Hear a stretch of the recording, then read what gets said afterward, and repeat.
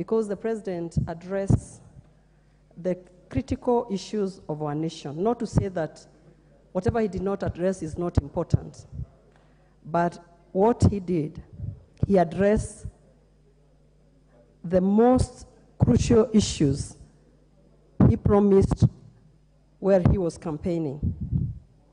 Honorable Speaker, in terms of affordable housing, and I'm one of the beneficiaries, we have seen that 46,792 affordable housings are underway, whereas 40,000 have already commenced. And moving forward, many more are going to come up.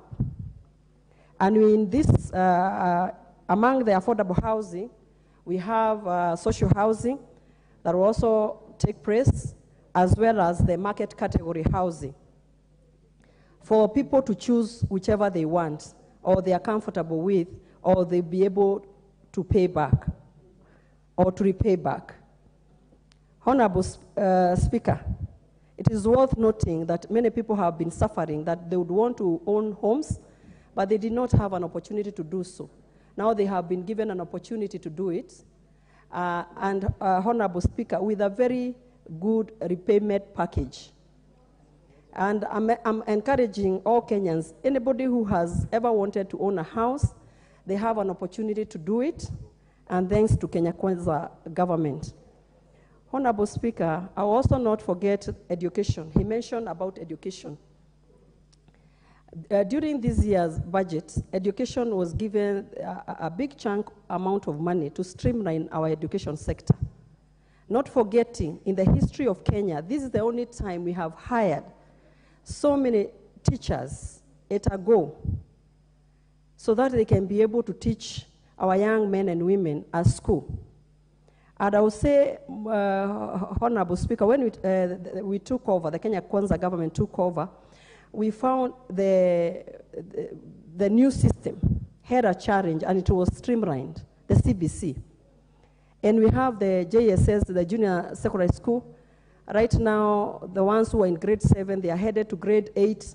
And that is why we are partnering with the Ministry of Education through the CDF to build more classrooms for a junior secondary school. And it is doing quite well.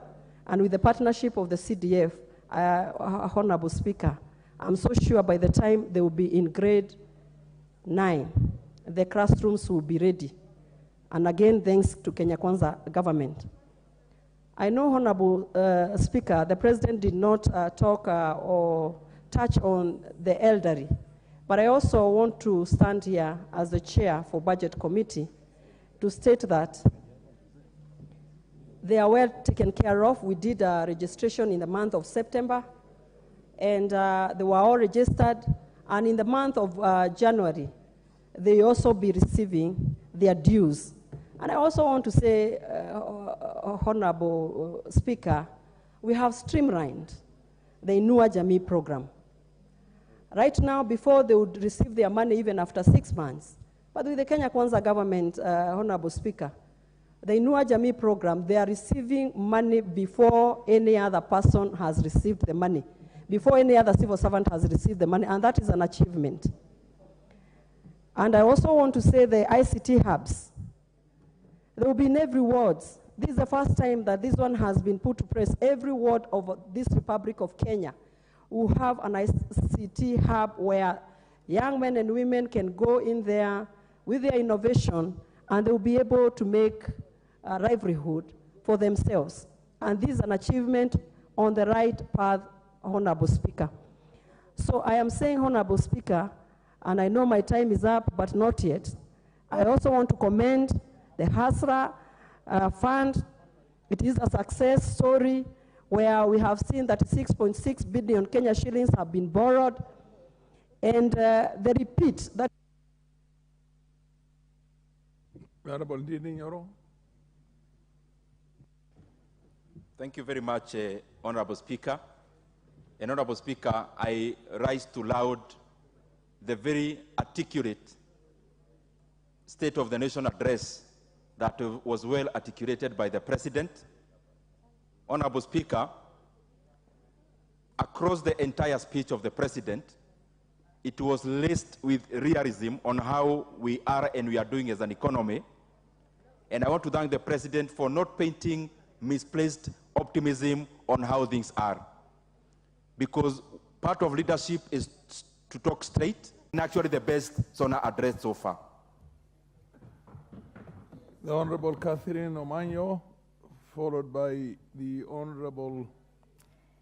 Thank you, Mr. Speaker. Honorable, I don't see... Yeah, I can't see... the woman rep for Kirinyaga. I thought I saw your name up there. Number 2, and then followed by Amina Munyazi. Proceed. Thank you, Mr. Speaker. I appreciate this opportunity to again discuss or give my opinion on the president's speech the other day. Most of it was like throwing on Kenyans a mare's net, because we had a lot of unfactual information that I had. And especially if it comes to the fertilizer, I've had people praising. But my question was, who was given the mandate to supply the fertilizer? Because he might have been given very beautiful report after the fertilizer was supplied. But the truth is, the real farmers are being sold the fertilizer. So if it was to benefit the farmers, some of them that I know, especially in Busia, did not even understand the procedure or who was handling that. So in future, if this bottom-up thing must work, we have village elders, we have Nyumba Kumi, we have administrators, the chiefs, who understand and know where the real farmers are, and if they were to be used, then this fertilizer that we are hearing about will reach the real farmers. I am remaining optimistic, but let us not keep lying that very soon this poverty index will be reduced or done with. And then if I continue poking the bubble, the nation is being overtaxed. Every now and then, if you wake up in the morning, a surprise of new taxes and dodgy or crafty means are being used. Right from the airport, if you come down, Kenyans and the visitors that are visiting our country are in shock. It is staggering that it has taken so many days, going into months, and almost swindling into a year, and nobody has taken a stern action to stop this dodgy means of taxing people. You cannot keep taxing people until you see them bleed to death. A true leader will protect her people and not want to lead graves. Unless somebody wants to lead graves, I do not want to be part of the people going to die.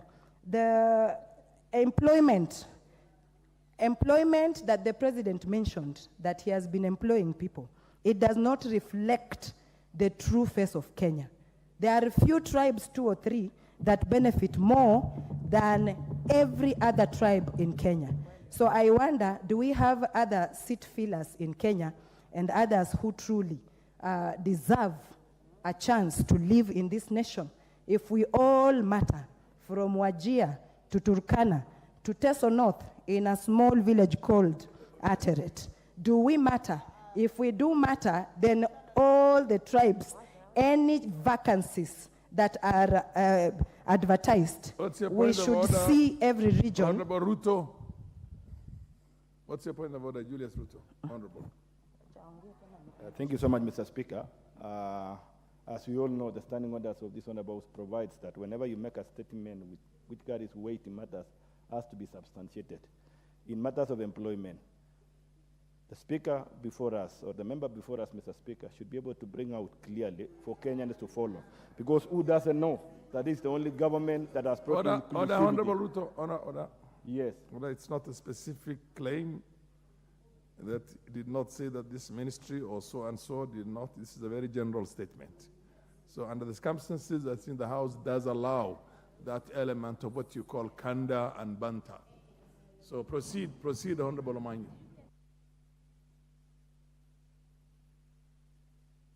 Wajaleta? Oh, thank you, Mr. Speaker. Some people are idle. They are trying to also seem that they are participating. I am not forcing anything from anyone to agree with me.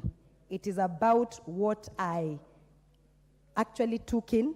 If it didn't rally well or go well with how I know. Who is that honorable member at the end there? Then you don't come to correct me. Rising on a point of order. Honorable Speaker, the member is referring to some people in this House.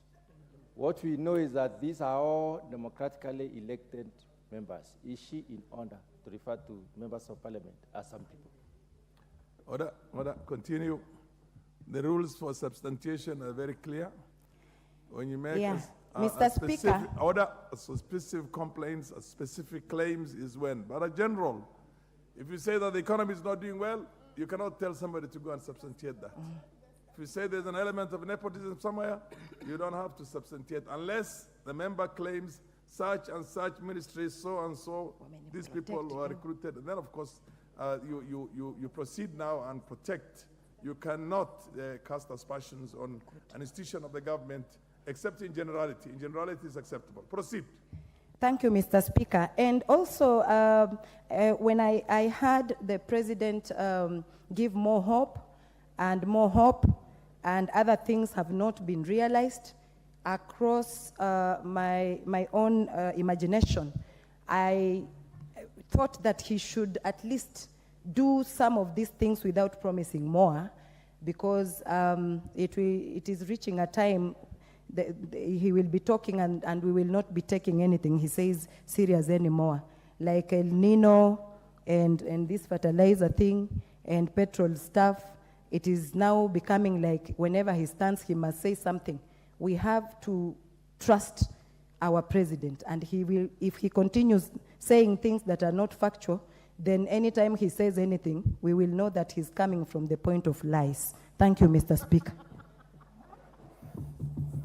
The Honorable,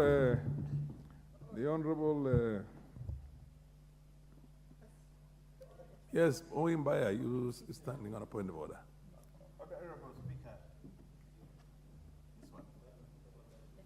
Honorable Speaker, you know, I know you, as you sit on that chair, you carry with you one virtue, the virtue that always wants to put decorum and the respect of the House.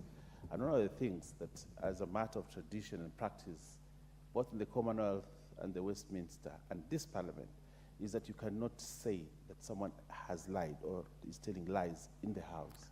And that is part of that word is and that last statement by the Honorable Omanyo is very unfortunate. And I think we have said here time and again, even though we are new members of Parliament, we should learn faster. You know, we will forgive you for this slow. Order, Honorable Bayer. We will forgive you for being slow. Order, Honorable Bayer. But Honorable Speaker, you have made your point. It is important that Catherine Omanyo actually withdraws that remark. Order. She withdraws. Order. Honorable Bayer, the chair has taken note of your sentiment. Order. That statement must be Order. We will not degenerate into the kind of name callings that you want. Yes, there are certain words that are not parliamentary. Lying is not parliamentary. More so when you refer to a fellow member of parliament or a minister. You could say misleading. You use a much more distant and much more civil word. So, order. You're not on the chair. Honorable members, I'll still implore. It's our business. This is our institution. This August House is where we are all members. Let us protect our own institution, the dignity of our institution, by avoiding certain language that essentially is unparliamentary. Proceed. The next, Honorable Madam Njeri. Then Njeri, followed Thank by you, Honorable Speaker. Honorable Speaker. Yeah. Thank you for indulging the new members. Indeed, we are learning, and we are learning in good speed. Honorable Speaker, I want to laud the President for his very pragmatic speech, Honorable Speaker. The President spoke about the reforms in the coffee sector, Honorable Speaker, championed by our Deputy President, Rigathi Gachagua. And the President said that we have already ensured that there's a 4 billion fund for the coffee cherry fund so that we can secure the interest of our farmers, Honorable Speaker. Honorable Speaker, I come from Kirinyaga County. I am a product of proceeds of coffee farming, Honorable Speaker, and therefore I would want to laud the President for ensuring that he has delivered on his mandate and promise to the people of Kirinyaga County, Honorable Speaker. Honorable Speaker, the President also spoke into the matters of safeguarding and ensuring that we have food security in this nation, Honorable Speaker. Honorable Speaker, up to this point, Honorable Speaker, in the last budget that we passed, Honorable Speaker, we put in 5 billion Kenya shillings, Honorable Speaker, for the subsidized fertilizer program, Honorable Speaker. I have had several members here allude that the same perhaps has not been reaching to their constituencies, Honorable Speaker, but I can also speak on behalf of the people of Kirinyaga, Honorable Speaker. I took part and I took initiative to ensure that we secured over 100,000 bags and oversaw the distribution of the same in Kirinyaga County with Honorable Senator James Morango, Honorable Speaker. Honorable Speaker, I also want to laud the President for funding and increasing, ensuring that we have more funding for JSS, Honorable Speaker. I want to insist that we still have very glaring inequalities when it comes to infrastructure in terms of education, Honorable Speaker, and we must ensure that every child in this nation has access to basic education, Honorable Speaker. Honorable Speaker, the President also spoke about the affordable housing program, and I can indeed say that it is a momentous and a life-changing initiative by the Kenya Kwanza government, Honorable Speaker. I yesterday made sure that I visited the affordable housing program project in Kirinyaga County, Gishugu constituency, and Honorable Speaker, the community, the economic impact, the cash flow, the job creation for the community, Honorable Speaker, is something that is an impact and commendable, Honorable Speaker. Honorable Speaker, I also want to commend the President in regard to universal healthcare coverage, Honorable Speaker, and ensuring that we have community health promoters, Honorable Speaker, so that we can bridge the gap in terms of access to healthcare services in this nation, Honorable Speaker. Honorable Speaker, as I note that we do have challenges, Honorable Speaker, I want to speak on the plight of young people in this nation, Honorable Speaker. I have thousands of applications in my inbox, Honorable Speaker. As a government, I insist that we still have a lot more to do in terms of ensuring that, one, we have healthy environment for businesses, Honorable Speaker, so that we can enable creation of jobs, Honorable Speaker. We owe it to our young people, Honorable Speaker. We owe it to them because they are qualified and, Honorable Speaker, young people of this nation form more than 50% of the populace and deserve to have a share in the resources of this nation, Honorable Speaker. In terms of job creation, I want to urge the government, which I'm a part of, to ensure that we do and constantly ensure that we create opportunities for young people in AI, in regard to business opportunities and access to finances, Honorable Speaker. Thank you for this opportunity. May God bless this nation.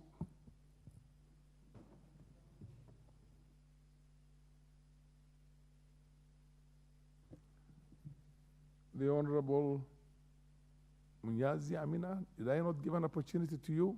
Followed by the Honorable Nabwera Nabi, and followed by the Honorable Kawanjiku. John. Asante sana Mheshimiwa Spika, na mimi ningependa niweke sauti yangu kuhusu hotuba ya rais ambayo ameweza kuizungumza hivi majuzi. Na Mheshimiwa Spika, mimi nataka niseme hivi. Wakati nikikuwa mimi kama mtoto mpaka hapa huu umri nimefikia, wakati watu wakizungumza ama rais akitoa hotuba yake, ninavyojua mimi mila na desturi ya Wakenya, huwa sisi sote tuko juu juu, huwa raha ziko juu. Kila mtu anataka kusikia rais ni maneno gani ama ni mipangilio gani ambayo ako nayo na nchi yetu. Lakini cha kustaajabisha Mheshimiwa Spika, katika hotuba ya rais hii ambayo iliweza kutoanishwa hapa juzi, watu wengi walikuwa hawana interest ya kusikiza hayo maneno, kwa sababu yale maneno ambayo tumekuja kuelezewa hapa katika hili bunge la kitaifa ni yale maneno ambayo Wakenya wanasikia kila siku. Tukimwona rais amesimama juu ya gari na akihutubia watu barabarani. Ndio maana sasa hatujaona tofauti ya yale maneno ambayo sisi tunasikia kule mitaani na yale maneno yenye ambayo yamekuja kuzungumza hapa, Mheshimiwa Spika. La pili, Mheshimiwa Spika, ni mengi ambayo rais ameweza kuyazungumza na kuna mazuri hapo ndani, na vile vile pia sisi ni lazima tukashifu pale ambapo tunaona kuna mambo ambayo hayako sawa. Kitu ambacho nitaunga wenzangu mkono ni kuhusu hili swala la Hustler Fund. Mimi, Mheshimiwa Spika, imenishangaza na mpaka dakika hii nimepigwa na butwa kusikia ya kwamba kuna mtu ambaye amepata milioni 4,500,000. Najua sijui, lakini maybe ningeweza kupata namba ya simu ya huyo mtu, Mheshimiwa Spika, ili niweze kuhakikisha, kwa sababu mimi sitaki kuita mtu mrongo. Lakini kwa hii Kenya tunaoishi dakika hii, Mheshimiwa Spika, mtu yoyote ambaye ataweza kupata milioni 4,500,000 kwa kupitia hizi pesa za Hustler Fund, niko na uhakika leo hii ingekuwa imesambaa katika mitandao yote na kila mtu angekuwa ameweza kuyaona. So ni tu kuhakikisha, sijaita mtu mrongo, nataka tu kuhakikisha. Na tukiendelea mbele, maana nimemsikia Mheshimiwa Rais akisema mbali na Hustler Fund ametaja sijui kuhusu mambo mengi hapo, coffee, kuhusu wakulima. Amesema kwamba yeye mwenyewe ameweza kupigia hawa watu simu. Ningependa hilo jukumu liwe ni letu sisi kama wabunge, tuweze kupigia watu simu na tuwaulize kwamba leo hii kuna fertilizer imeshukishwa bei kutoka shilingi 6,500 mpaka 2,500. Je, hiyo ni kweli? Lakini wewe ambaye unafanya mtihani, huwezi wewe mwenyewe pia kuandika huo mtihani, Mheshimiwa Spika. Naona hilo jukumu lingekuwa ni letu sisi. Kitu ambacho kingine ambacho ningependelea kiweze kuongelewa zaidi, Mheshimiwa Spika, ni kuhusu gharama ya maisha. Gharama ya maisha sasa imekuwa ni donda sugu katika Kenya yetu, na hili ni jambo ambalo tumelizungumza na kulikariri mara moja, mara mbili na zaidi, Mheshimiwa Spika. Sikusikia jambo lolote kuhusu mafuta yetu, Mheshimiwa Spika, kuweza kushukishwa bei. Sasa hapo ndipo ambapo donda sugu la matatizo ya Kenya yanapoanza. Mheshimiwa Spika, sijasikia chochote kuhusu stima, bima za stima, watu ambazo wanakwenda kulipa kwamba zinakwenda kushukishwa bei. Tukisema nini gharama maisha imepanda, Mheshimiwa Spika, hatumaanishi kwamba ni unga wa sima peke yake. Tunamaanisha ni chakula, tunamaanisha kuna stima, tunamaanisha kuna maji, tunamaanisha kuna watoto wetu shule ambao tunataka pia karo zao ziweze kushukishwa. Kwa hivyo, Mheshimiwa Spika, mimi hotuba ya rais ingekuwa imeangazia zaidi kuhusu masuala ya mafuta, maji, stima. Kwa kweli mimi ningekuwa ni mtu mwenye furaha kubwa zaidi kabisa. Kwa kumalizia, kama vile dadangu alivyozungumza hapa kuhusu ugawaji wa kazi, Mheshimiwa Spika, mimi natoka sehemu ambayo inaitwa Malindi, Mheshimiwa Spika, Kilifi County, kule sehemu za pwani. Watu wengi ambao mimi nawakilisha kule, the locals pale ni wa Mijikenda. Na Mheshimiwa Spika, nataka nikukuhakishie, katika huu mwaka mmoja ambao mimi nimekuwa katika hili bunge, wale watu wangu ambao mimi nawakilisha, idadi ya namba ambao wameandikwa kazi, Mheshimiwa Spika, ni kidogo sana.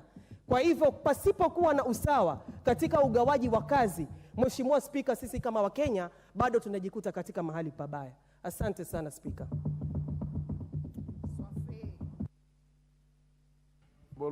Nabuera. Thank you, Mr. Speaker. A very long, lofty in words, and as usual, full of promises, was the speech that we were treated to hear. Mr. Speaker, the Constitution requires that the President on that particular day, he addresses himself on how he has gone about or what he has achieved in realizing, or the country realizing, national values. And Mr. Speaker, it is so clear that the values we espouse in this country are patriotism, participation of the people, rule of law, equity, human rights, non-discrimination, human dignity, among others. The problem I have with the speech of the president was that he was unable to recognize the fact that the country is facing an impending collapse of the education system because of the following. One, non-release of capitation money as given in the budget. Two, failure to have enough teachers to handle JSS as we move into the second class in January. And three, lack of over 6,000 classrooms and 0 resource centers in the JSS sector. Mr. Speaker, I'm even more worried that the president did not recognize the fact that in the road sector in this country, his own minister is overseeing discrimination by using funds from the fuel levy, Mr. Speaker, to allocate discriminatively to some sub-counties at the expense of the others. We are aware that he allocated as much as 300 million to one sub-county and 0 to another. Mr. Speaker, I'm even worried that the president did not recognize the insecurity in this country. Which human dignity are we talking about when the woman in Matunda, Likuyani sub-county, cannot do business at 7 p.m.? When a young boda whom they usually refer to as hustler in Lugari, cannot go around his business because he'll be shot by people. A country where we have taken an oath to protect our own people. Mr. Speaker,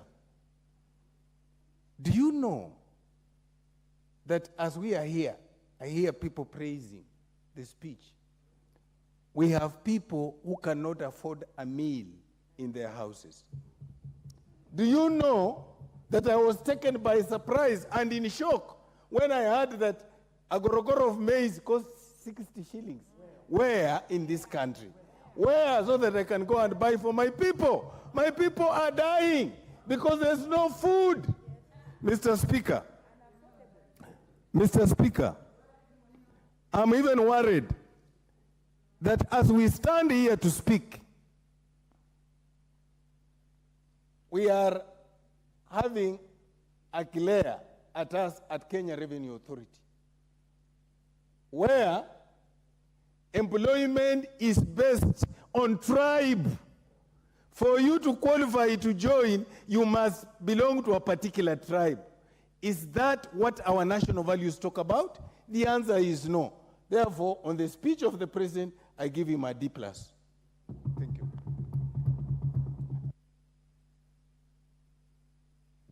Well, I gave it to Kawanjiku. Thank you. Thank you, Honorable Speaker. You can't rise on a point of order when there's nobody on the floor. Proceed, Kawanjiku. Thank you, Honorable Speaker.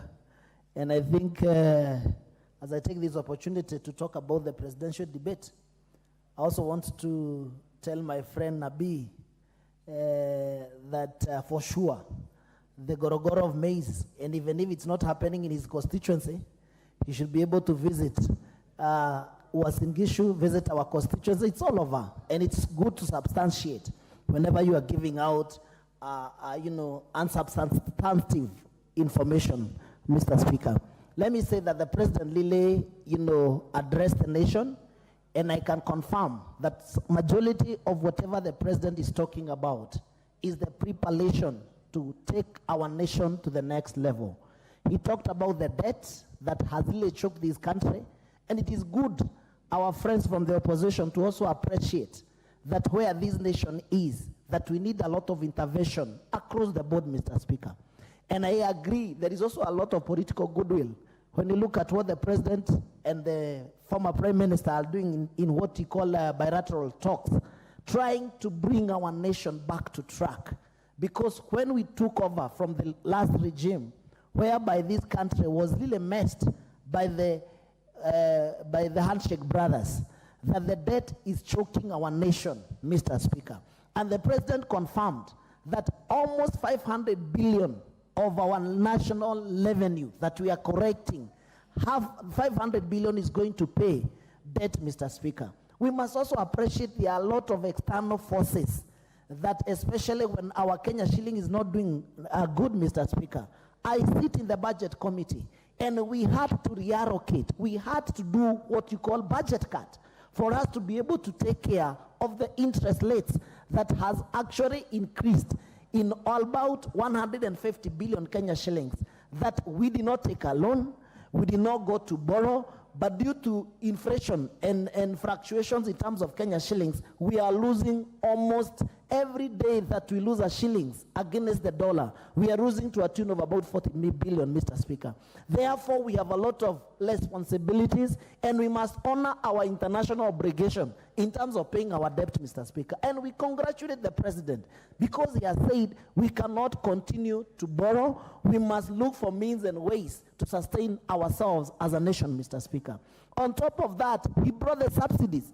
And I want to correct the member who said that there is no fertilizer of 2,500 shillings. That fertilizer is even in my constituency. I'm a farmer. I'm learning how to farm because we must do what you call corrective responsibility. In our small farm, even if it's 100 by 100, we must help the president to make sure that we are food sustainable. We can be able to sustain ourselves in terms of food security in our nation, Mr. Speaker. And I bought that fertilizer, 2,500 shillings. Even myself as a member of parliament, I bought it in my constituency, just next a few steps here in Kiamba, Mr. Speaker. And if they don't have the fertilizer of 2,500 shillings, I can even help her to make sure that she access the fertilizer if she doesn't want to access the fertilizer, Mr. Speaker. It is ignorance of the highest order. It is misleading to say that that the fertilizer is still at 6,500.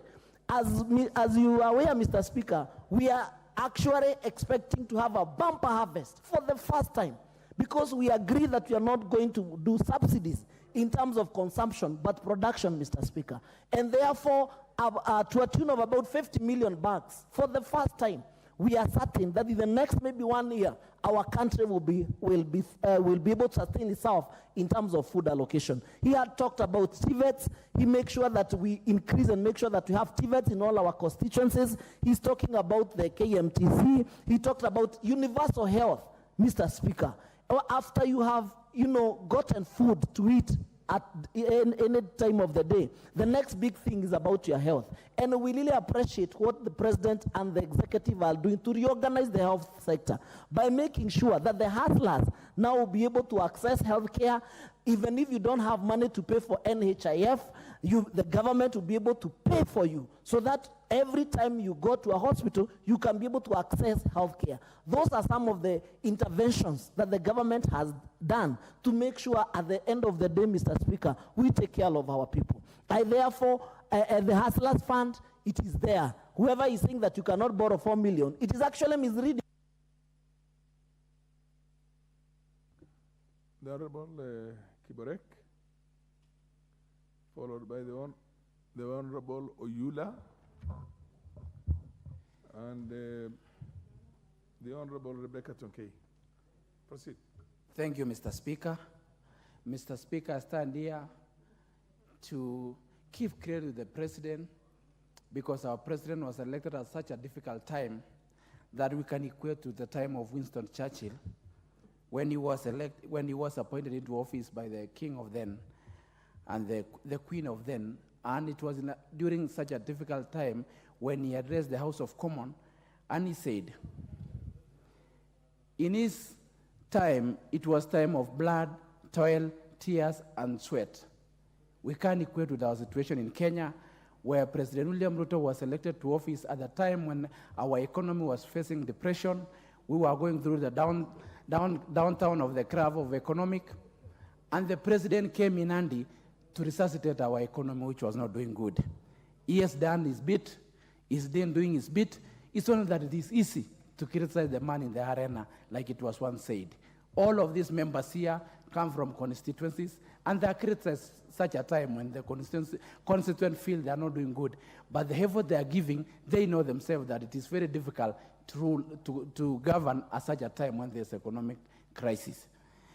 Mr. Speaker, on the key issue of education, the President made a deliberate move to put about 27% of our budget to education, and he was elected when CBC was about to take off. He has done his best in putting CBC into the right path. He's been able to employ teachers up to the tune of 56,000, which has never been seen in this country before. And we want to echo President for that, because education is the foundation of our growth and our economic growth as a country. The President did well when it comes to health matters. I myself, I sit in a committee of health, and we came up with 3 bills or 4, including the Social Insurance Fund, Primary Health Care Fund, and Critical and Emergency and Critical Disease Fund, which will be able to bring our economy and do a radical reform in our economy, Mr. Speaker. Mr. Speaker, I can assure you, sitting in a committee of health, in the next 10 or so months, our health system will have changed, and there will be a paradigm shift from how we used to do things in this country. He brought about the 100,000 community health promoters, which will go a long way in being able to identify and be able to solve the issues of diseases at the primary health level. Mr. Speaker, KEMSA, since the time of COVID, has been facing a downturn and has been in total crisis and total problem. But the President, in his own wisdom, was able to come up with a plan to resuscitate KEMSA and to bring back KEMSA, because that is what will be able to give drugs to our hospitals and to be able to make our health system run. And we want to commend the team at the KEMSA and the President, and even in the budget, the President increased money to the KEMSA so that we're able to pick from where it was and be able to serve this country well. Mr. Speaker, the issue of cattle rustling, which I come from a northern part of this country, which is facing a very serious challenge, we want to commend the President. He is on a journey to silence the guns, which has been terrorizing our people. He spoke well about it, and his formula seems to be bearing fruits. And we want to tell the President that we support him. As Kenyans of goodwill, as Kenyans who love peace, we have to stand with the President so that he's able to bring to end the menace of insecurity which has been in this country since independence. Mr. Speaker, the issue of fertilizer, some of these members here who come from towns and come from areas where they have not seen agriculture don't know the impact the fertilizer subsidy has brought to this country. We want to encourage the President and echo him for what he has done to be able to subsidize fertilizer and to transform agriculture in this country of ours. Mr. Speaker, President is President at such a time that there is no any other leader who could have taken Kenya through these challenges we are facing at the moment. Had we gotten the handshake brothers, Mr. Speaker, this country will be a banana republic, but thanks to the genius of William Ruto that he has been able to keep the country going and be able to remove the country off the economic cliff which was facing and was courtesy of the handshake brothers, Mr. Speaker, who today we are seeing even they constructing an airport which is leaking. Mr. Speaker, it's a shame that handshake brothers were ruling this country at such a time that we were in the last 3 years. Thank you, Mr. Speaker. Is it okay? Who's next? Okay. Huh? Thank you, Mr. Speaker. Order, order. Yes, the Honorable Oyula, followed by the Honorable Tonkei, followed by Jessica Mbalu, and the MP from Agarini. We'll just go in that order. Thank you, Mr. Speaker, for giving me this opportunity to also comment on the presidential speech. Mr. Speaker, the President in his speech started very well. The President identified the key economic problems the nation was facing. And these were external shocks, fiscal distress, and structural imbalances. So you start by identifying the problems that you are faced with, which the President did very well. He identified the problems, and now he expounded the key thrusts of his economic agenda. So the key areas of his economic agenda, Mr. Speaker, covered expanding agricultural production to deal with cost of living. We are all talking about cost of living, and the president was very clear that agricultural production will help to reduce the high cost of living. Mr. Speaker, he further went on to talk about affordable housing to increase jobs and dignified living. The president also talked about universal health coverage, which is a very important area for this country, as we have a lot of health problems in the rural setup. The president also talked about digital transformation to create jobs and efficient access to government services. This, Mr. Speaker, is going to help the youth of this country to be able to search for jobs and communicate freely with the others. Mr. Speaker, the president then shifted to debt situation in Kenya. And then he mentioned that starting this month of December, the government is going to pay off part of the Eurobond loan by about 300 million Kenya shillings.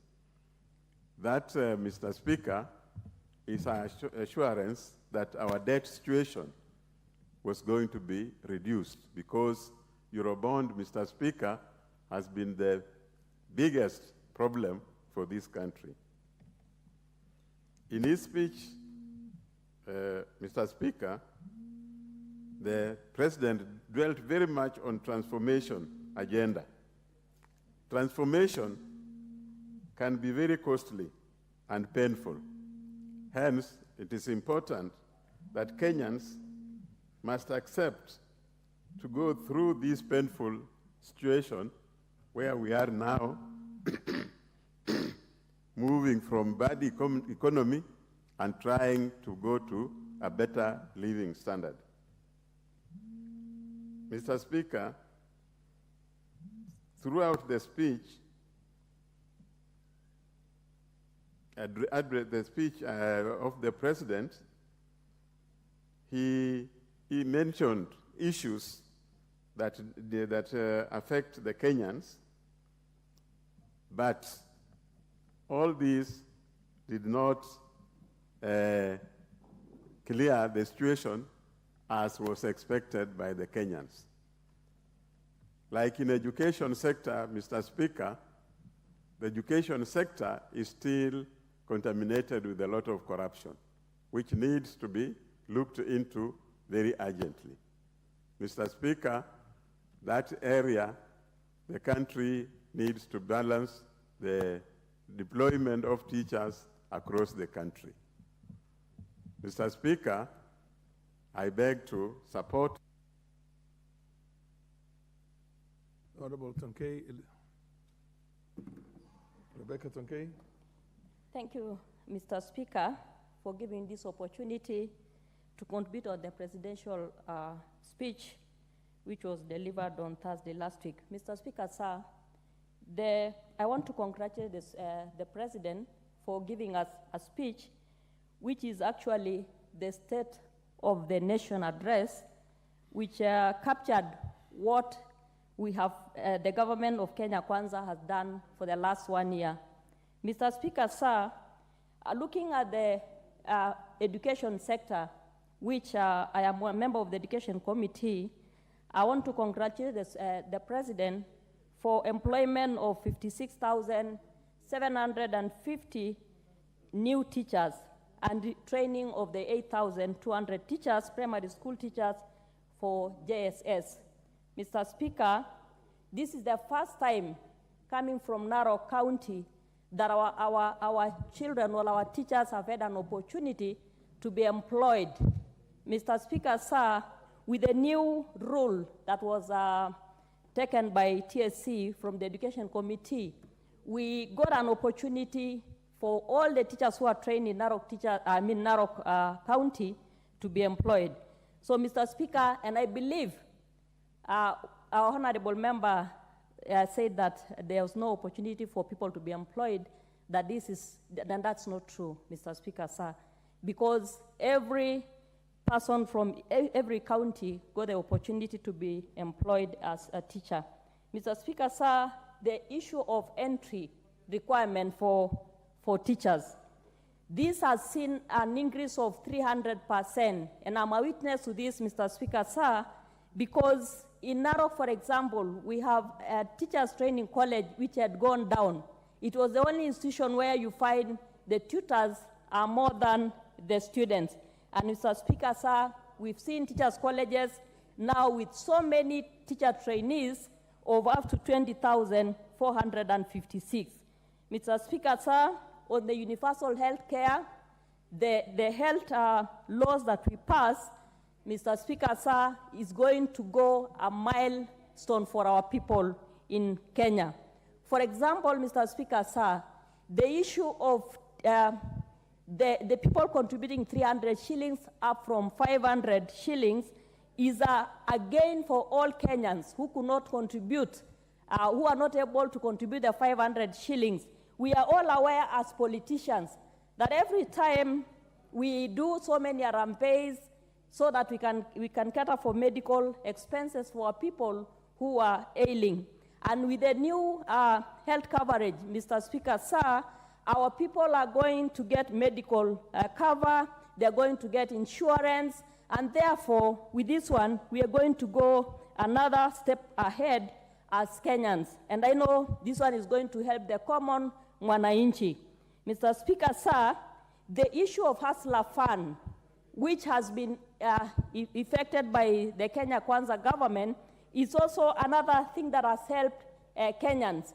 We are aware that many Kenyans have been able to access this, and therefore hustlers are able to do their day-to-day businesses. And Mr. Speaker, sir, we all agree that, sometimes people want to do business, but they lack financial support.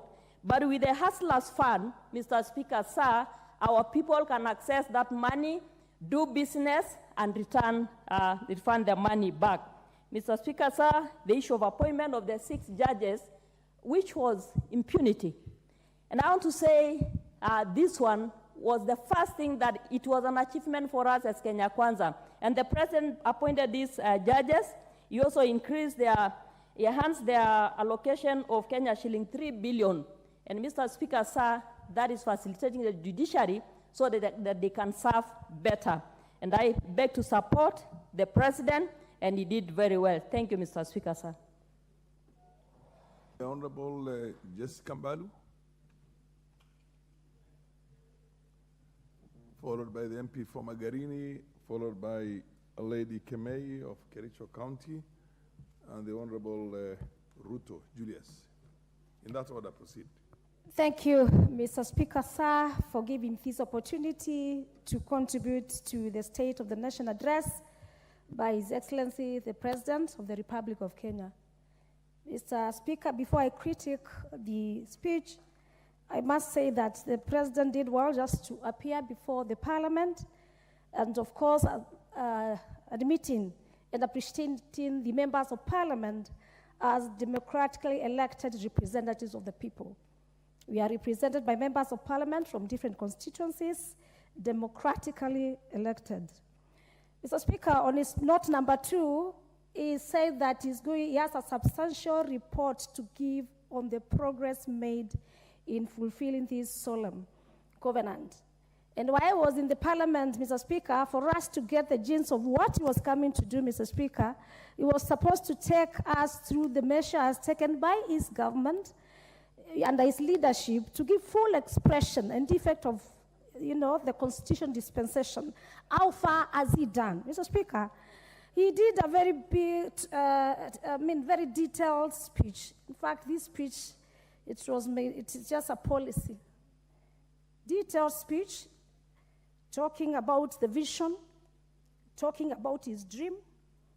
But I hear after getting to the office, I expected the president to give us his scorecard.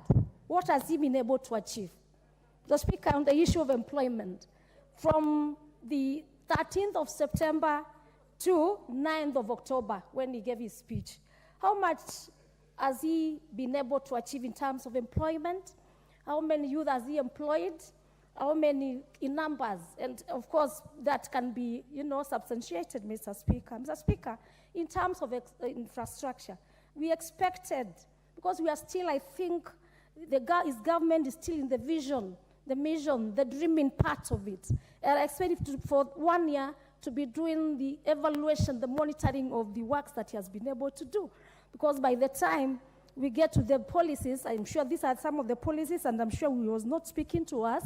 He was speaking to even other constituencies.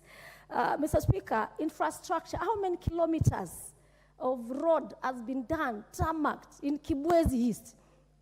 The ones that he really thought, and because he has been the government for long, how many have been tarmacked? How many have been tarmacked in Mokorei? How many have been taken in Kajiado and other places? And I think that is the scorecard that we expected. In fact, the common mwananchi was listening, us as representatives.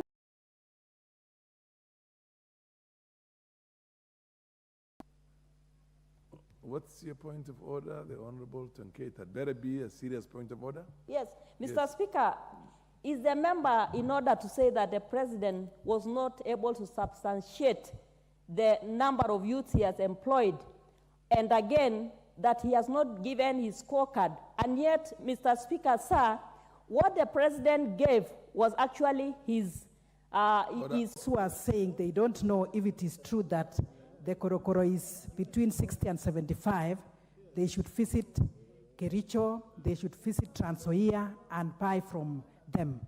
I'm only concerned, Honorable Speaker, that we wouldn't want to have the price coming down below that, because farmers have to get profit from the produce. So with that, I say the fertilizers are distributed, but I pray and plead that the chiefs should make sure that. And that is the reason why we have been having a bumper harvest. Ever since, this is the first time we'll have a bumper harvest of about 50,000 bags. And that is the same reason the government has been able to buy dryers that will go a long way in drying maize in our cereals board.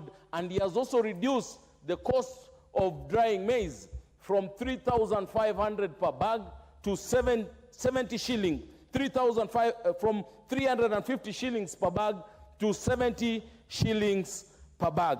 In the housing sector, we have been able to build so many houses for the less fortunate people. These houses, this affordable housing has been able to create employment for the many young people in this country who are not able to get employment. It has been able to create employment for artisans. It has been able to create employment for mercenaries, for electricians, and all manner of people. In the blue economy sector, he has been able to buy piers for our people in the coastal region and Nyanza region so that they can be able to go fishing. He's been able to buy boats for them. He's been able to buy coolers for cooling machines for them so that they can be able to put their fish inside there so that it doesn't get spoiled. In the mining sector, he's been able to put money in the mining sector so that those who are doing the mining can.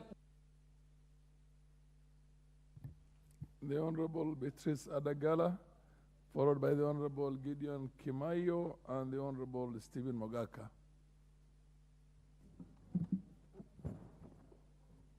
Bernard Kituri, you'll have your shot, don't worry. Thank you. Proceed, Honorable Adagala, Beatrice. Okay, thank you, Mr. Speaker, for giving me this opportunity at this particular time to give my views on the presidential state of address that he came to address the nation in this parliament year. Mr. Speaker, I want to say the message was clear and short, keeping in mind that the president has been in office for only 1 year and there are few things that have been achieved. From the onset, if I can start with agriculture, Mr. Speaker, sir, I would applaud the President on that, and especially on the issue of fertilizer. I want to echo the same sentiments my colleagues have echoed, and we want to ask him or the ministry in charge to continue doing that, because that's what is going to eradicate the issue of poverty, the issue of people lacking food, hunger, if agriculture is enhanced in this country. So I would ask the Minister for Agriculture, the next disbursement to ensure counties like my county, Vihiga, the farmers have small farms, they can package the fertilizer in 10 kgs, 25, and 5 kgs for everybody to afford. And that's my request that I would ask to add on how, the way he talked about agriculture. When it comes to health, Mr. Speaker, I love the way it has been done, because we passed several acts here concerning health, the universal health care, the Under Afya Nyumbani, whereby we have just employed several those village health workers. We want to ensure that the Kenyan nation is healthy, so that we do things properly, unlike having an unhealthy nation whereby everybody is sick, you can't work, you can't do anything. So I appreciate the President on that. I also want to appreciate him for recognizing those village women and men who normally assist in the village on health matters. Mr. Speaker, Rome was not built in a day. Somebody was shouting here on top of his voice, one of my colleagues, shouting of hunger. And his constituency is one of those food baskets in the western region where we depend on food, or food from that region. So when a leader shouts here on in the main parliament here about hunger, we want such leaders to assist the President in making sure that our people are registered, our farmers are registered, so that when fertilizer comes at the beginning of the year, every farmer gets that fertilizer.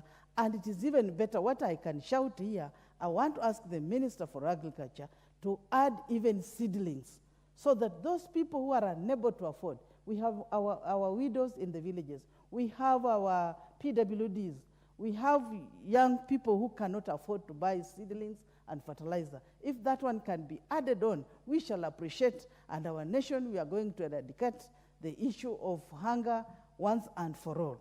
Mr. Speaker, sir, I want also to appreciate the President's speech. For a record in the Kenyan history, he has at least given money to counties, to governors in all the 47 counties. So I think even that is where everything should start from. This is now the bottom-up approach, because money has gone to counties. The governors have the funds. They should be able to steer counties to another level, that we may not be complaining of poverty, hunger, diseases, and everything. I think, Mr. Speaker, the President has tried in these few days. If he's given more time, I'm sure the next presidential speech here, we shall see more developments coming. What we just want to see President working on, Mr. Speaker, is corruption in this country. That one should be worked on, so that things like what we are seeing, like what we saw at Jomo Kenyatta, raining all over, and we want to attract many tourists here, the minister in charge should go and find the solution for that place. And also, Hustler Fund. We are lucky for those funds are there. We want to thank the President for them, but we have to do more. I will seek the indulgence of the Honorable Kimayo. Before I give you a chance, I will give it to Madam CTNA. I apologize. I kind of missed out on that because you had already given a notice and you've had an accident before, so you should have had a chance much earlier. Proceed, Madam CTNA, please. Thank you, Honorable Speaker, for giving me this opportunity to add my voice to the rest of the members who have spoken before me. Honorable Speaker, on the onset, I want to applaud His Excellency the President out of his State of the Nation address for articulately prosecuting the journey of transformation in this country, which is realistic as evidenced by his commitment to live up to the Kenya Kwanza plan, despite the myriad challenges that he encountered when he set into office. On the sector of agriculture, I really want to thank the President. He has gone along to support the farmers through the subsidized fertilizer, because deep down in his heart, he had the food security. He wanted to ensure there was food security in this country so that people can be able to develop and move on with their development agenda. He subsidized fertilizer from 6,500 to 2,500, which was key in enhancing food production. And that is why today our farmers have food full in their stores, and they have enough to sell to the market at a cost of 4,000 shillings. And at the moment, because there is surplus of food, we are actually having the price of maize at 70 shillings a korogoro, unlike what people are actually saying. Those who are complaining do not know, because many of them are not in the production line. He also ensured that the farmers, through his leadership, were enrolled through the digital register, so that there were people who were employed to enroll them and actually put them in the register, so that every farmer can access subsidized fertilizer. That is for my sister to note. On dairy industry, he has been able to ensure that there will be milk coolers going to those dairies that have not received milk coolers, and therefore our dairy farmers are going to be able to market their milk without challenges. I also want to applaud the President on the universal health coverage, because on the outset, he looked at preventive, promotive, and the palliative health care. And he has ensured that every Kenyan, through the universal health coverage, is going to access comprehensive and quality health care. And he has also ensured that those CWHs who are actually helping us in our communities have actually gotten some stipend to be able to do what we call promotive health care.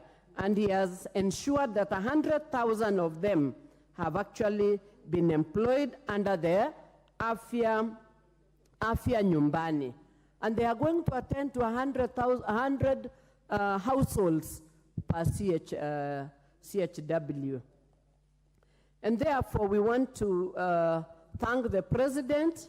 I also want to applaud him for ensuring that the country very soon is going to be digitized. And that will ensure that there is efficiency in our governments. There has been a lot of challenges in our governments in terms of work, and this digitization is going to ensure that there is efficiency and accountability. He has also, through the Eurobond, we really want to thank the President, because the Kiswahili man says, deni ni kulipa. So he has tried to reduce the Eurobond debt by about 300 million, and this will go a long way in stabilizing the economy of our country. I also want to thank the President, because we have had a share of our security issues in this country, the northern Kenya, the Rift Valley, and parts of eastern coast, and he has been very decisive on this through the Minister of Internal Security, and we have seen calm in those regions that had conflict through the bandit. The Honorable Gideon Kimayo, followed by the MP for West Migrangu, and then followed by the Honorable Bernard Kitur. We will have one more round for other members of Parliament too. Proceed. Thank you, Mr. Speaker, sir, for this opportunity.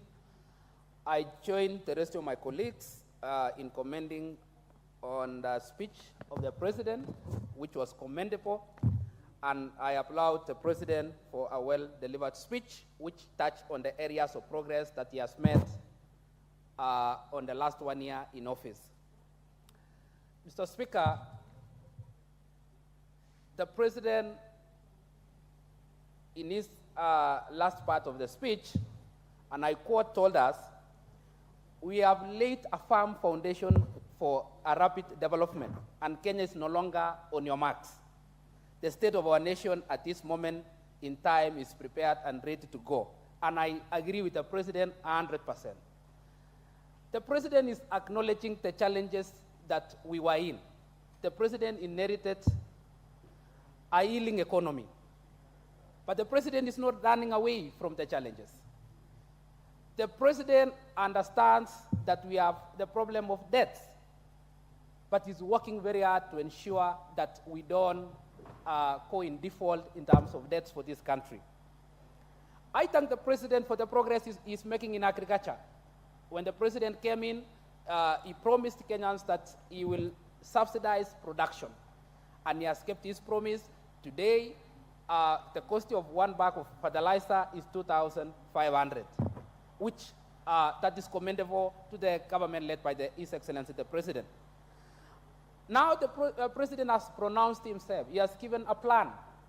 I now urge the Ministry of Agriculture through the Minister working with the national government to ensure that the fertilizer reaches to that farmer in the village, so that it is only not one center in the entire constituency, so that we have last mile for fertilizer, so that fertilizer goes to the ward level where the mkulima is.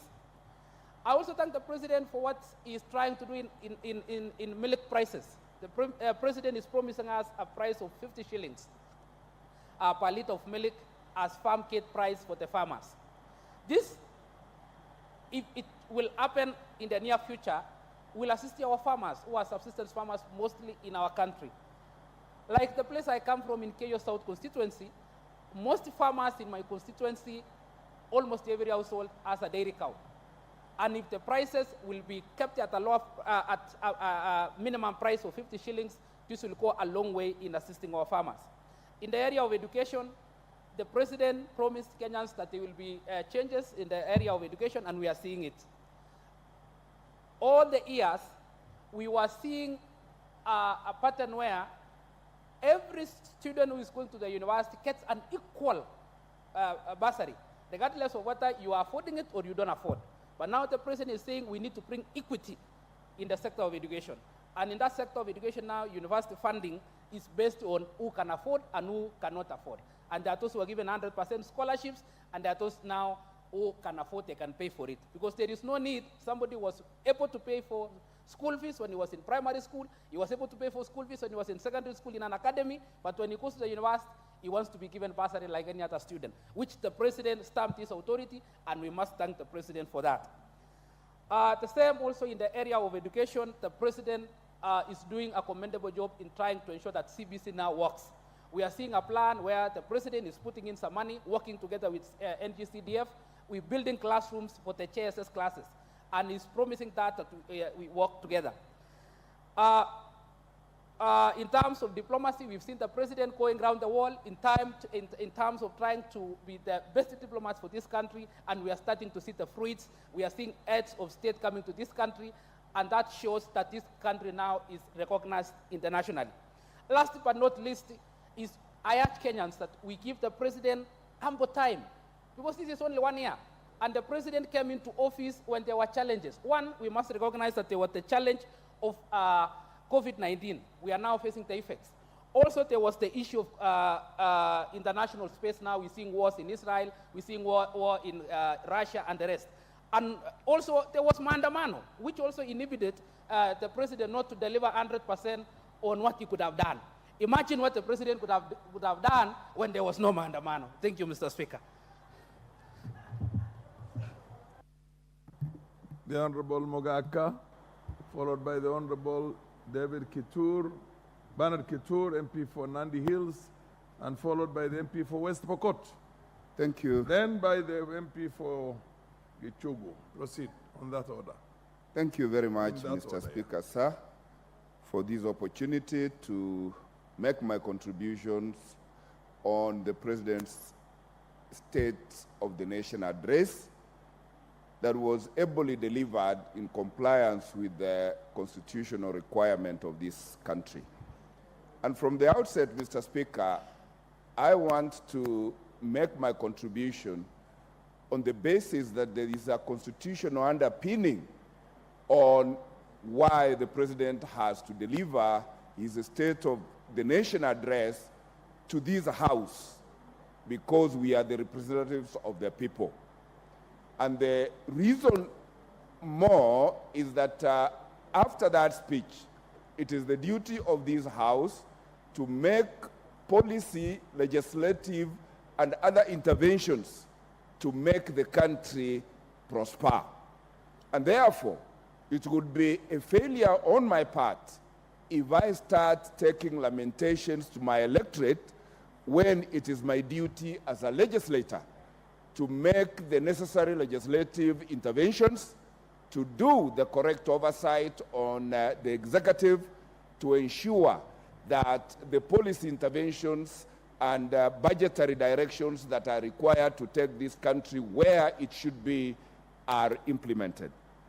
I want to thank the President for doing a correct diagnosis of the state of the nation. And at paragraph 7 of his address, he clearly told the nation that there are 3 problems that are facing this country: external shocks, fiscal distress, and structural imbalances, quoted, of course, with geopolitical conflicts, which has caused shortages like of fuel to this country, and therefore the devaluation of the dollar. I want to thank the President for, laying it bare before this House that this is where we are. And I want to urge us, legislators, to rise to the occasion and give the necessary interventions that are required to take our country where we want it to be. Because we are all aware that the government does not do anything that has not come to this House. And it is therefore wrong on us, a government that has come to this House with its policies, with its budgetary proposals, and we have in our wisdom approved and told them, go ahead as we oversight them.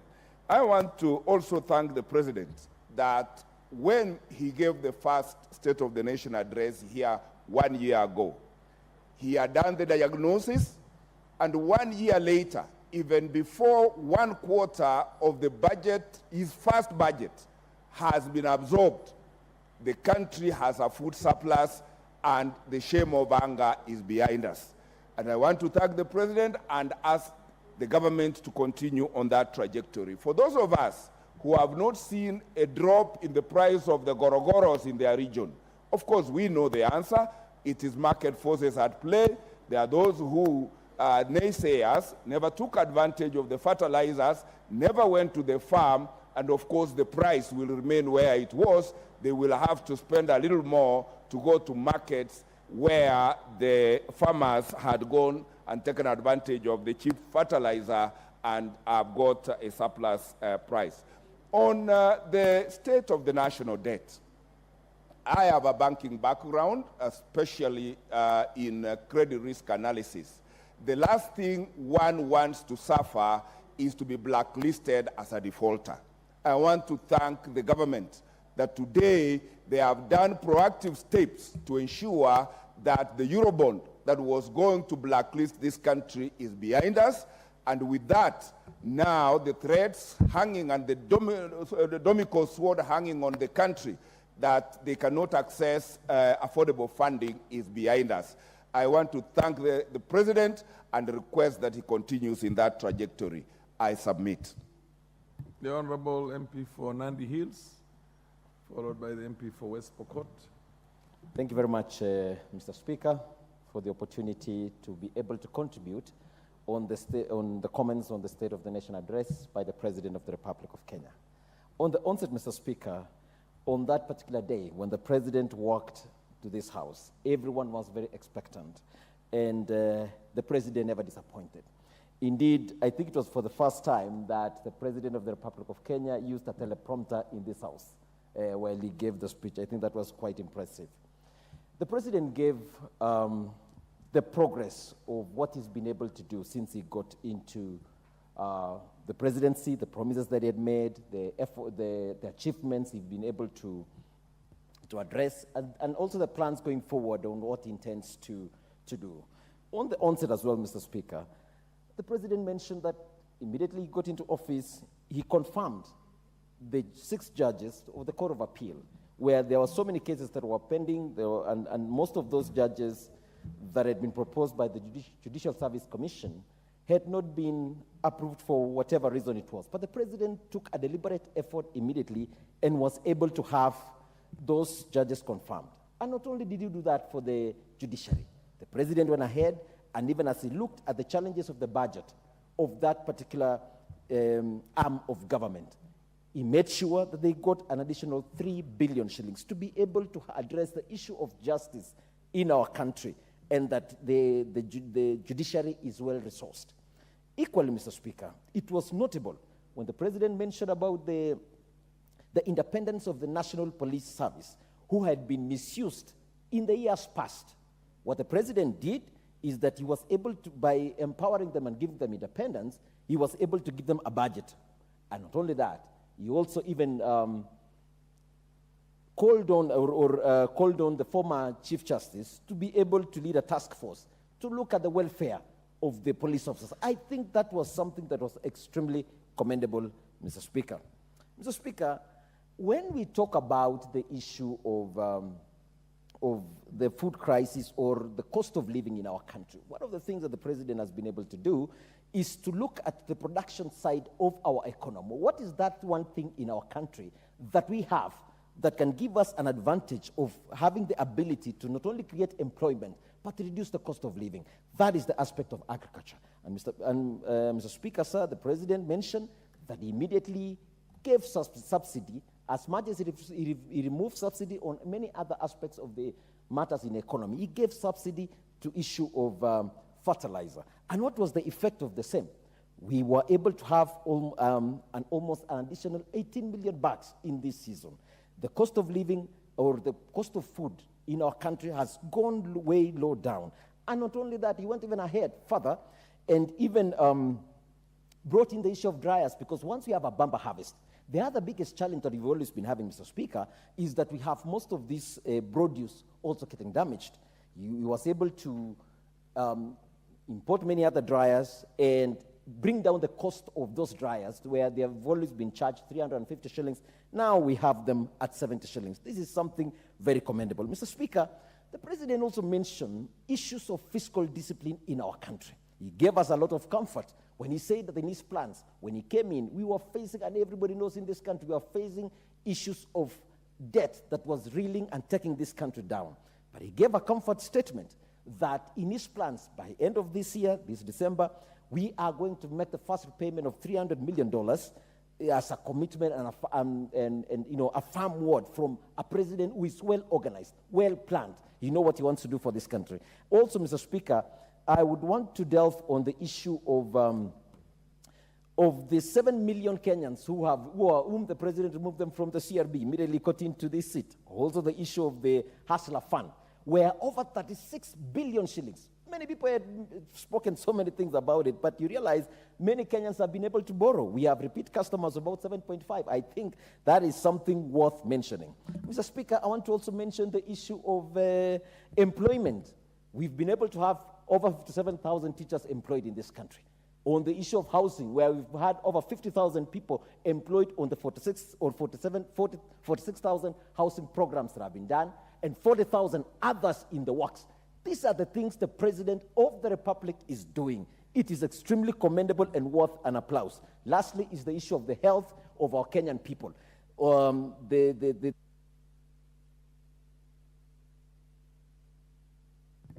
Fair enough. The MP for West Pokot, followed by the MP for...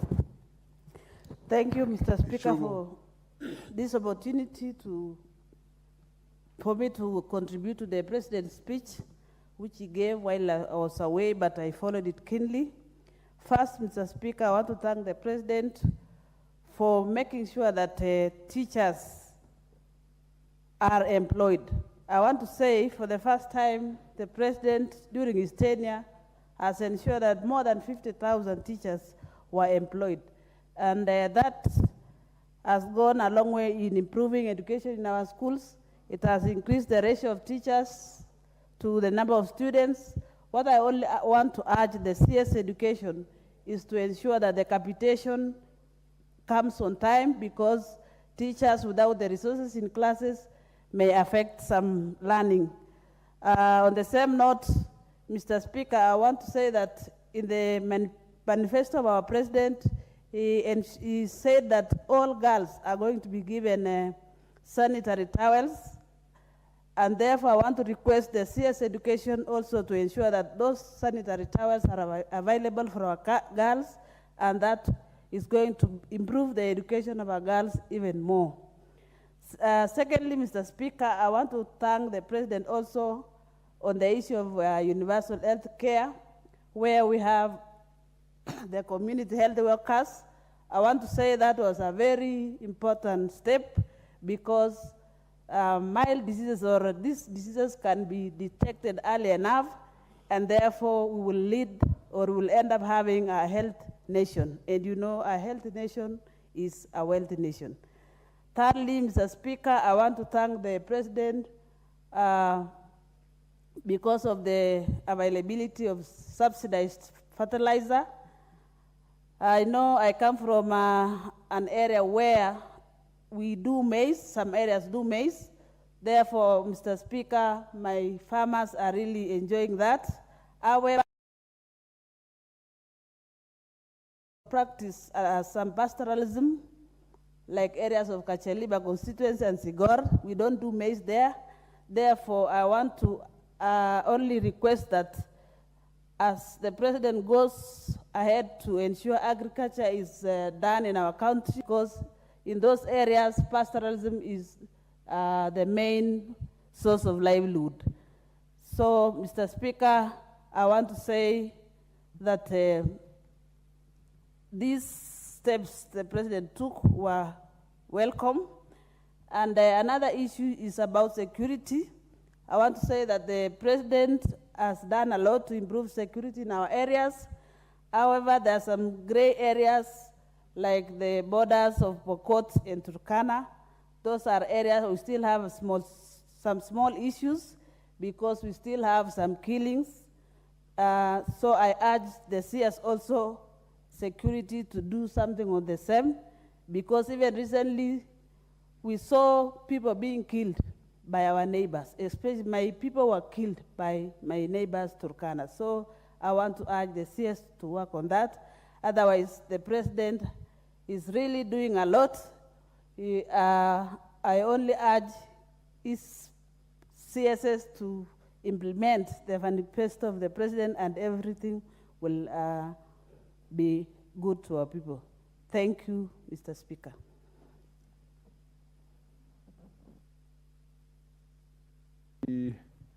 Gichimo, MP for Gichogo, followed by Kiunjuri, and then the Honorable Peter Kaluma, MP for Homa Bay Town.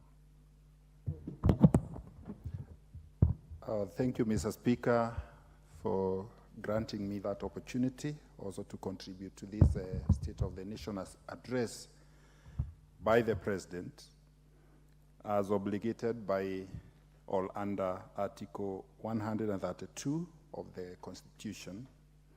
And let me start by saying that this State of Nation address depicts a president who has a plan for this country, who is very organized, and who has a vision for this country. And considering that it's the first State of the Nation address in the first term of the present presidency of 5 years, I would say, and also going by the contributions that have been made by members of this House, that the President has, and the Kenya Kwanza government has scored an A. Why? Because there are success stories that are following out of this street of a nation address. And the first success story, Mr. Speaker, is in the sector of agriculture, which we all know that it's the backbone of this country, both economically and also in terms of the food security. And this government stuck to the fact that the only way we can lower the cost of living in terms of food, it's only by subsidizing production and not subsidizing consumption. And it's yielding, because when some politicians, I won't mention names, were saying that the cost of living, the cost of unga is very high, what else did they expect the government to do other than subsidize production? Because production is key to food security. And there is no way the government can give people food, but at least the government can be able to subsidize. And that has been done. Fertilizer cost has gone down, as the speech has, or the address has indicated, from a high of 6,500 almost to 7,000 to 2,500. My farmers in Geshogo who farm tea and coffee are now happy. I can confirm that tea farmers already have the 2,500 subsidized fertilizer, which will go a long way in improving their yields in terms of tea production.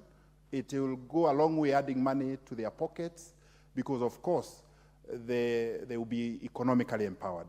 The other success story is on the Hustler Fund.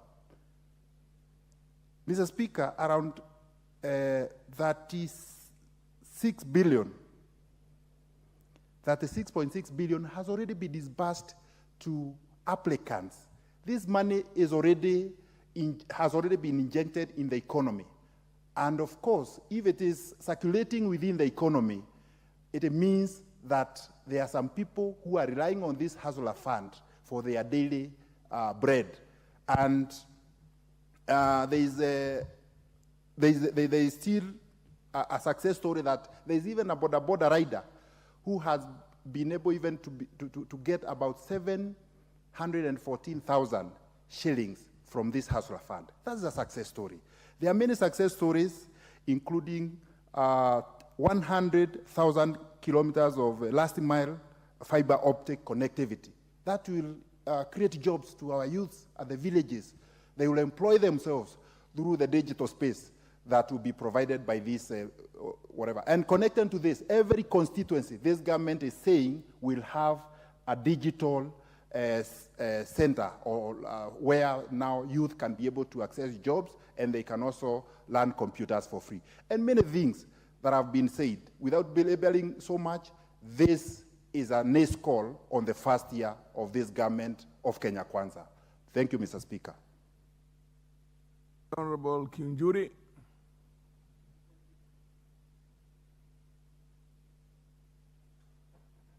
Please give the mic to Honorable Kinjuri. Thank you, Mr. Speaker. I really want to join others who have really supported the President's State of the Nation address. I'm also aware that we have only 5 minutes left between me and my brother Kaluma. I'll take 2.5, I'll leave 2.5 for you. That's brotherhood. Although you're on the other side, I'm on the other side, but you have to share the You don't have to give, there's enough time. Proceed. Yep. Mr. Speaker. You can have your 5 minutes, and he will have his 5 minutes. Chair will. Thank you, Mr. No problem there. Speaker. Mr. Speaker, I really want to join others. And one thing is that I know the President for a very long time. And the President is executing his plan. For those of us who have read Kenya Kwanza plan, there is nothing that is being done out of what is in his manifesto. And a house cannot be built on quicksand. For you to have a firm foundation, you really need to work on it, and a good builder will ensure that his foundation is firm. I'm happy that the president is not panicking. Being an experienced politician, and also having been in government, from being an assistant minister, deputy president, and president, I have all the reasons to believe in him. Mr. Speaker, Mr. President has pronounced himself on so many things. He came here, he has been able to enumerate his achievements so far. And there are so many of them, beginning with the reforms that took place immediately he came in: judiciary, police force, the Hustler Fund, fertilizer subsidy, you can name them. Teachers, for the first time employing over 55,000 of them, and they can be counted one by one. At the same time, he is aware of the challenges that are facing him, both natural and also those one created by previous administration, and also the other challenges that are unforeseen. He has not shied to tell Kenyans that we need to go through pain for us to achieve our goal. And therefore, his intention is not hidden. His intention is known. We all know where he's taking us. The only reason I would be worried is if we are now approaching that year, and what he promised us in the first year, we have not started seeing light at the end of the tunnel. As a member of parliament also, and as an experienced person, I also had the advantage of seeing the Moi government in power, transition to Mwai Kibaki government, the challenges Mwai Kibaki faced the first 3 years. To an extent, during his second year, at Nyao Stadium, some people would say, ni heri Moi. But that did not stop Mwai Kibaki, God rest his soul in peace, to work hard, and his plan and his ideas came to fruition. And today, one of the most remembered presidents in this country is Mwai Kibaki. I pray that Honorable the President, William Ruto, with his plan, that in the next 3 years, we will be able to say, this is the journey we have taken together through pain. It is true that Kenyans are suffering, but it's equally true that you cannot run away from the reality. Where we start today, we have a game plan. The question is, one, do we have an end game? And there is end game, that means that this country will be able to come from where we are, be able to stabilize, and a new dawn will be there for us to enjoy, and for us to remember, although we suffered, yet we have something to enjoy from this government. Those few words, Mr. Speaker, I beg to support. The Honorable Peter Kaluma, MP for Homa Bay, followed by the Honorable Frederick Lusuli Ikana, the MP for Shinyaru. Proceed, Honorable. Honorable Speaker, this is my third time in Parliament, and I've listened to very many State of the Nation addresses. Honorable Speaker, if I were to candidly advise the President, I would request him to sack whoever wrote this State of the Nation address. Because, Honorable Speaker, it does not speak to the matters the President ought to address under Article 132C of the Constitution.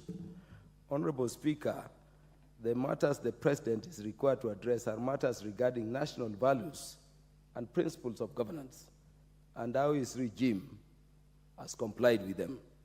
Honorable Speaker, when you look at this State of the Nation address by the President, it's about what the President imagines are his achievements. You'd think the President is giving himself a scorecard in terms of what he has done.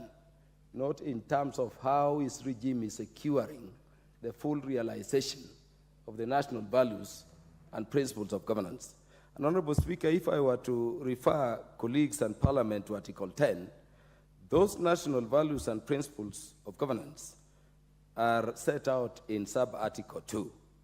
And Honorable Speaker, they are patriotism, national unity, sharing and devolution of power, the rule of law, democracy and participation of the people, human dignity, equity, social justice, inclusiveness, equality, human rights, non-discrimination, and protection of the marginalized.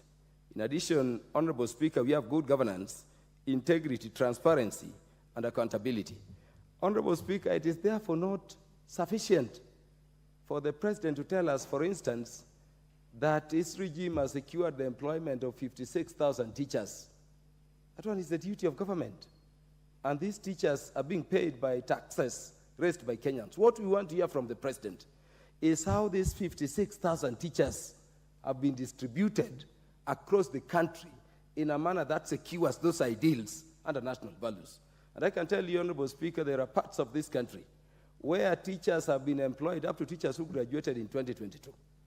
Honorable Speaker, when you go to constituencies like mine, I have teachers who are retiring without ever being employed. These are the skewed things the national values and principles of governance wanted to do away with. And Honorable Speaker, you saw a short while back, even politicians distributing TSC employment forms. In our constituencies, you get 2 or 3 people being sent.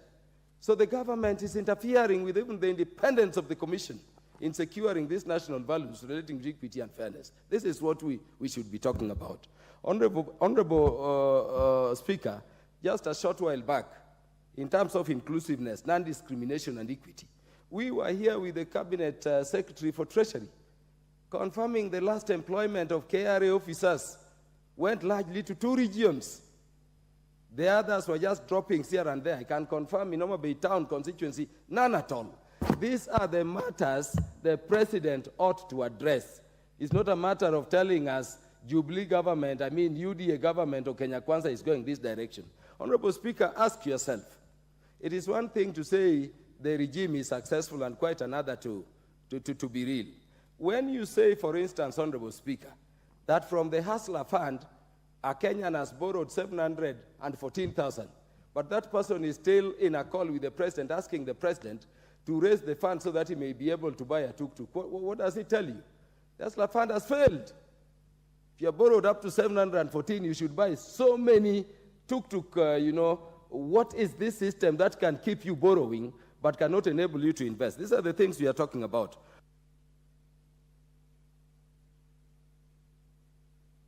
I have given you an additional 2 minutes. Proceed. Proceed. You have taken 5 minutes, but I have given you the leeway to. I thank you, Honorable Speaker. Honorable Speaker, we may talk about the regime seeking to have an independent police so that the security measures the President ought to address are addressed. We are talking about judiciary being given money and their independence being secured. But Honorable Speaker, it is one thing for the regime to say we promised the judiciary 3 billion and we gave it to them. And it is quite another to allow the judiciary access that money.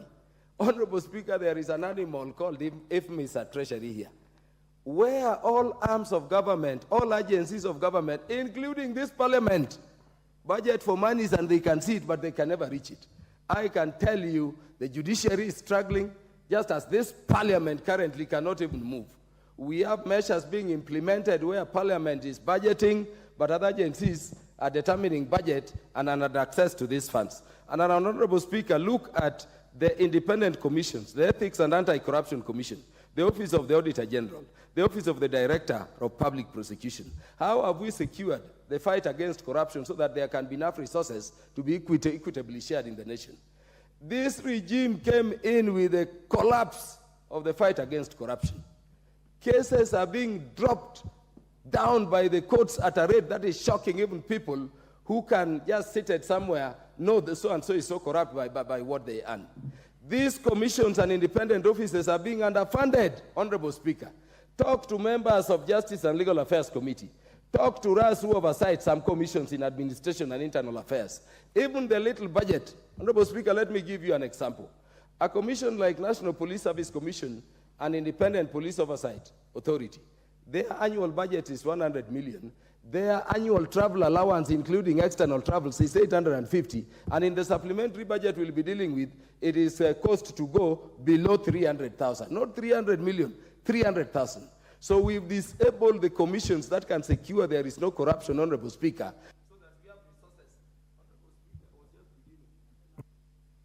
You've had next time. Honorable Ikana, MP for Shinyalu.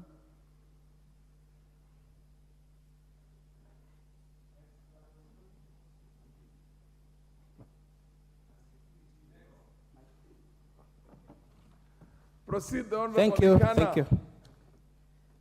Thank you, Mr. Speaker, for giving me an opportunity to comment on the presidential address that was made in this House last week.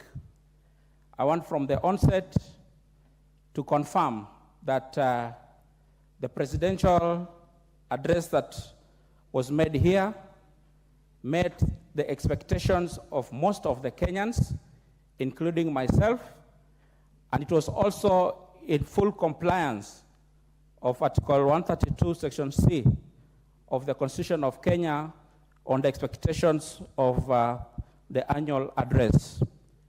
I want to take this opportunity to just highlight a few things that I have managed to capture from the presidential address. One of the things that the president very ably elaborated was on the matter of the cost of living. The cost of living is, of course, the giant in the room. It is a subject that is affecting all Kenyans across the political divide, across the country. But, Mr. Speaker, the president was able to explain to this House and to the nation on the initiatives that he is taking to ensure that at least the burden of the cost of living is ameliorated. One of the aspects that the president highlighted, and of course we have witnessed it, is the subsidies on production. Mr. President has focused on reducing production as opposed to subsidizing consumption. How has he been able to achieve this? One of the key areas that he has focused is the subsidy on fertilizers. We have seen the cost of fertilizer dropping from a high of over 7,000 from the time he was coming into office to less than 2,500 shillings currently. This will ensure more Kenyans will be able to bring the size of arable land into production and productive use. The other thing that he has done has been waiving the debts that were owed by sugarcane factories and sugarcane farmers. A lot of us from Western Province, we rely a lot on sugarcane farming, and we believe through this initiative, all our factories that are now shut should be able to start booming back into production and business. The other thing, Mr. Speaker, that touched me was the provision of the Hustler Fund to hundreds of thousands of Kenyans. As we know, already 36 billion shillings has been borrowed by Kenyans, and the president was quick to give us an example of Harrison Karisa from Coast, who has borrowed up to 714,000 shillings. Sorry? Thank you. In my own constituency, I have a success story of Mama Shikokoti of Haega Market, Mama Mboga, who has been able to borrow through the Hustler Fund close to 500,000 shillings. What does this tell us? That we need to ensure we support these initiatives that are bringing more Kenyans into bankable space and also into access to affordable and cheap credit. The other thing which I'm highlighting is universal health care.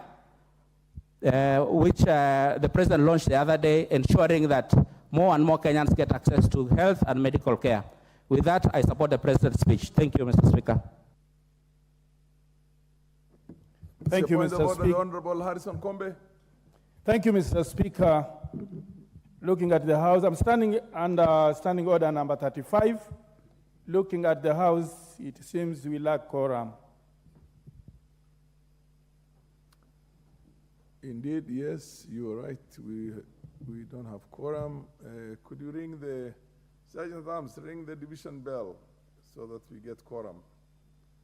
And the whips, to whip members of parliament to come into the House so that we can continue with the debate.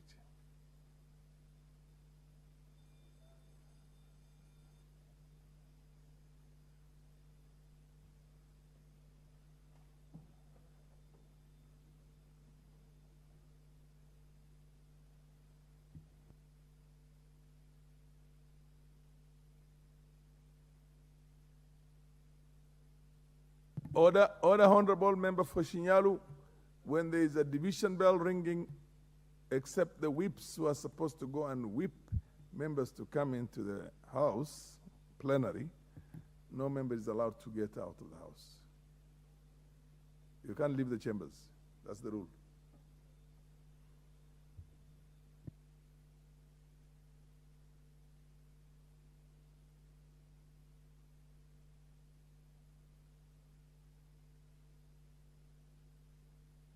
At Arms, ensure no member leaves the House until we exhaust the 10 minutes of the division bell.